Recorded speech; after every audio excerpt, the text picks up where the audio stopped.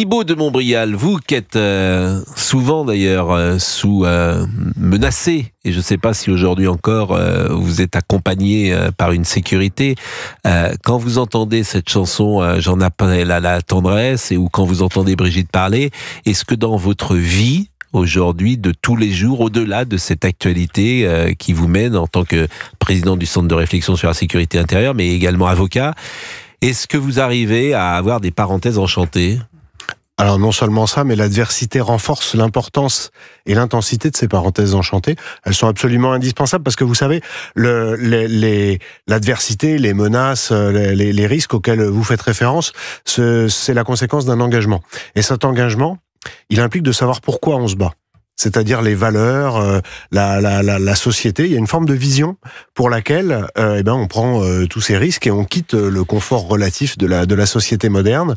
Et évidemment, à la base de tout ça, il y a l'amour, la tendresse et une certaine idée d'une société, une certaine espérance d'une société qui retrouverait sa cohésion et sa fraternité. D'abord, commencer par la fraternité avant d'arriver à la tendresse. Convenons que c'est pas gagné. Mais votre vie a changé, par exemple, dans votre vie privée, cinéma, théâtre, soirée. Moi, ça fait 9 ans que je suis pas sorti tout seul de chez moi. C'est-à-dire que ça fait 9 ans que j'ai pas marché tout seul dans la rue en France. Donc oui, ma vie a changé, bien sûr. Il y a eu des moments plus ou moins intenses. Il y a eu en fonction d'éléments précis recueillis par la DGSI, par exemple, il y a un moment, il y a quelque temps, où en une demi-heure, ma sécurité a été triplée. En une demi-heure, avec des nouvelles qui étaient pas bonnes, et effectivement, ça a impacté immédiatement tous les projets. Donc vous n'allez jamais au théâtre, par exemple, ou Alors j'y vais, mais c'est toujours une logistique. Il faut prévoir des places pour les policiers, il faut prévoir un certain nombre de précautions à l'avance. Il y a plus de spontanéité, si vous voulez. Mais on peut continuer à vivre, et encore une fois, ce qu'il faut, c'est être aligné. C'est-à-dire, quand on sait pourquoi on le fait, quand on sait pourquoi on se bat toujours mieux. Alors, le ministre de l'Intérieur, Bruno Retailleau, menace de démissionner si la France cède sur le dossier algérien, et je pense qu'elle cédera, en tout cas l'Algérie ne cédera pas. Je ne sais pas si la France cédera ou pas, mais l'Algérie ne cédera pas. Tant que j'ai la conviction d'être utile et que les moyens me sont donnés, je serai mobilisé, a déclaré le ministre dans une interview au journal, aujourd'hui en France. Mais si on me demandait de céder sur ce sujet majeur pour la sécurité des Français, évidemment que je refuserais. L'humiliation, ça suffit. Et à Cannes, samedi, les policiers ont été attaqués par un Algérien d'ailleurs avec un couteau, connu des services de police, notamment pour trafic de stupéfiants, selon les informations d'Europe 1. Écoutez David Lisnard, le maire de Cannes. On n'a pas à être le résidu, soit des barjots, soit des terroristes, a fortiori, des délinquants. On n'a pas à être la poubelle du monde, quoi. C'est aussi simple que ça. Aller faire un acte comme ça aux États-Unis, aux Émirats Arabes Unis, au Maroc, croyez-moi que vous serez sanctionné et viré. Donc il faut qu'on sanctionne et qu'on vire.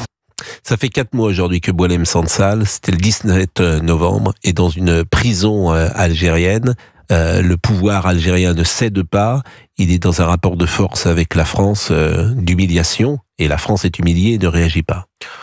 D'abord, évidemment, j'ai une forte pensée pour Boualem Sansal, qui est membre du comité stratégique du Centre de réflexion sur la sécurité intérieure que je préside, donc que je connais bien Boualem. Je pense à lui tous les jours. Il faut bien mesurer que son avocat, François Imren, ne l'a toujours pas vu. C'est-à-dire que voilà un cas où l'avocat n'a même pas le droit d'aller voir son client. Si on reprend votre question sur l'humiliation, en réalité, l'humiliation, elle a commencé il y a un certain temps. Elle trouve ses racines dans le fait que l'Algérie utilise la mémoire des événements des années 50 et du début des années 60 comme une rente mémorielle qui permet de maintenir une cohésion dans son pays, d'éviter de parler des vrais problèmes, et ils sont nombreux là-bas. Et si on se rapproche de l'époque actuelle, pour moi, l'humiliation, elle a commencé par la déclaration d'Emmanuel Macron, qui était alors candidat début 2017, quand il est allé de façon extrêmement curieuse, il faut bien le dire, à Alger, expliquer que la France y avait commis des crimes de guerre. Ensuite, il a enchaîné en disant qu'il n'y avait pas de culture française. Tout ça a situé, a cadré son quinquennat, qui est devenu ensuite un double quinquennat, sur des bases qui ne pouvaient pas être de bonnes bases avec un pays comme l'Algérie, qui s'est toujours complu dans une forme de rapport de force. Pour commencer par la fin, si j'ose dire, pour poser le cadre de ma pensée, il me semble absolument indispensable de rétablir des relations adultes, d'établir des relations adultes avec l'Algérie. C'est-à-dire que les deux pays ne se considèrent plus sous le prisme particulier de leur histoire d'il y a 70 ans. Mais c'est pas l'intérêt des Algériens. Vous expliquez à juste titre que les Algériens, ceux qui gouvernent en tout cas, ils n'en veulent pas. Oui, mais je pense que... Puisqu'ils gardent la solidarité, ce que vous avez très bien dit. Donc pourquoi voulez-vous que ça change ? Alors, je pose juste le cadre de ce qui me semble devoir être la position française. C'est-à-dire qu'avant de partir dans les invectives, je pense que le préalable dans la discussion, c'est de rappeler, et je pense qu'il faut le faire à chaque fois, il faudrait le faire à chaque fois, que ce que nous, la partie française, souhaitons, c'est d'établir des relations que moi j'appelle d'adultes, mais qu'on peut dire des relations normales d'État à État. Après, que les autres... être deux. Ah ben non, mais je suis d'accord, mais pour être deux, il faut d'abord commencer par exprimer son souhait. Je ne vous demande pas ce qu'il faudrait faire, puisqu'on sait ce qu'il faudrait faire, mais on ne le fait pas. Alors, peut-être a-t-on raison de ne pas le faire, d'ailleurs. Peut-être que ce serait pire, moi je n'en sais rien. Le discours de fermeté, ou plus exactement d'être ferme, peut-être que si on était encore plus ferme, il y aurait des conséquences, que Boualem Sansal ne serait pas libéré. Que sais-je ? Puisque, par définition, je ne suis pas au cœur de cette diplomatie. Quelle est votre analyse ? Mon analyse, c'est que d'abord, le président de la République s'est enfermé, donc, dès le début, avec cette rhétorique, que donc c'est très difficile pour lui de remonter la pente. On l'a bien vu du reste, parce que souvenez-vous, il y a une dizaine de jours, quand Bruno Retailleau puis François Bayrou ont annoncé qu'ils allaient transmettre à la partie algérienne une liste d'une 60aine de personnes extrêmement dangereuses que la France expulse, dont il est incontestable qu'ils ont la nationalité algérienne. Donc l'Algérie ne peut pas les refuser au prétexte qu'on ne saurait pas s'ils sont algériens. Et que si dans 6 semaines la liste n'est pas récupérée par l'Algérie, il y aurait un process de rétorsion qui pourrait aboutir à la remise en cause des accords de 68. Dès le lendemain, le président de la République a dit que ça n'arriverait pas.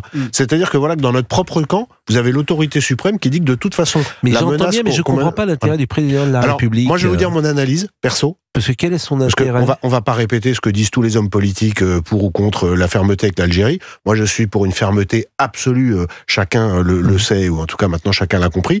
Et je pense que ce qui tétanise les autorités françaises, c'est le nombre de gens qui sont franco-algériens ou d'origine algérienne, qui sont susceptibles de créer des désordres sur le territoire national. Je pense que c'est aussi simple que ça. Combien de personnes ? Alors ça, c'est un grand débat. Il y a 900 000 Algériens, il y a des binationaux et les gens qui sont d'origine algérienne en France. Le chiffre, selon les interlocuteurs, ça varie de 3 à 7 millions. Le chiffre de 7 millions, qui est élevé, m'a été donné l'autre jour par le conseiller d'un ministre régélien, mais il m'a dit que c'était un chiffre qui était, je cite, hyper off, fin de citation. Je m'empresse donc de vous le donner parce que je pense que ça explique beaucoup de choses. Mais vous pensez que ces jeunes Algériens sont alignés sur le gouvernement algérien ? Il suffit qu'il y en ait 5% qui le soient pour que la situation devienne ingérable. Donc la question n'est pas de savoir s'il y a une unanimité. Je suis bien d'accord avec mais je suis complètement d'accord. Ça se traduirait par quoi ? Pascal, je suis complètement... Arrêtons-nous un instant sur votre question. Je suis totalement d'accord avec vous. Moi, je connais énormément de gens qui sont franco-algériens ou même algériens et qui sont en faveur d'une fermeté absolue de la République française. Parce qu'ils disent ce qu'on disait à l'instant, c'est-à-dire que seule une fermeté absolue peut permettre de remettre les relations entre ces deux pays sur les rails. Ça paraît paradoxal, mais en fait, tant qu'on restera dans les mains, dans cette humiliation permanente que Bruno Retailleau dénonce à raison, on ne s'en sortira pas. Et donc, les Algériens qui sont dans une situation régulière en France, ou les Franco-Algériens qui sont, par hypothèse, tout aussi en situation régulière et qui veulent vivre tranquillement, comme tous les autres citoyens français, subiront toujours par ricochet le pourrissement de ces relations.